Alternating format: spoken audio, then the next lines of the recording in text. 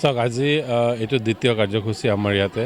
আজিৰ পৰা 10 দিনমান আগতে এটা জনী কাৰ্যসূচী আছিলে য'ত 500ৰো অধিক মানুহে যোগদান কৰিছে আজি আৰু আমাৰ 200তকৈ অধিক মানুহে যোগদান কৰিছে চ' বৰঝাৰ অঞ্চলটোত আমাৰ এতিয়া অধিক দিনক দিনে আমাৰ দলটো অধিক শক্তিশালী হৈ আছে আমাৰ বৰঝাৰ প্ৰাইমাৰী বৰঝাৰৰ বুথ আমাৰ চেণ্ট্ৰেল কৰ্মীসকল ডিষ্ট্ৰিক্টৰ মানুহ গোটেইখিনি আজি ইয়াতে এক্টিভিটি তেওঁলোকৰ কৰি থকাৰ বাবে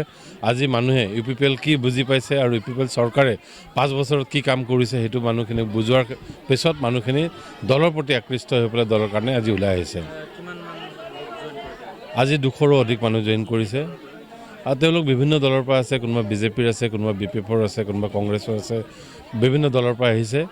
গোটেইখিনি নতুন মানুহ আমাৰ কাৰণে আৰু এইবোৰ আগতে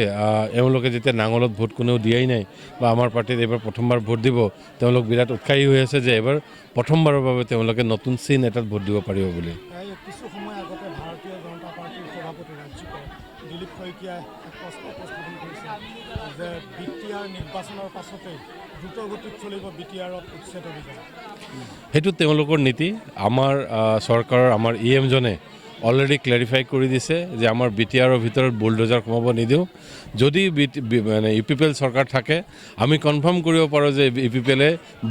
বুলডোজাৰ চলাব নিদিয়ে BTCত কিন্তু যদি UPPL নাহে তেতিয়া আৰু তেওঁলোকে যি কৰে আমিতো ক'ব নোৱাৰিম কিন্তু আমাৰ চৰকাৰ হোৱাটো মোটামুটি খাটাং 25টাৰ ওপৰত আমি চিট পাম গতিকে এই বুলডোজাৰৰ ভয় BTCত নেদেখুৱাই ভাল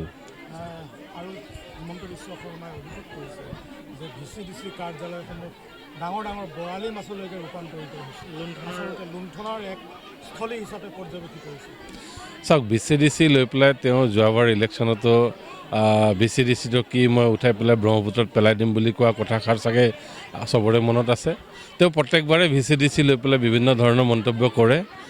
এইটো CMৰ কথা তেওঁক আৰু আমি ক'বলৈ আমি বহুত সৰু মানুহ কিন্তু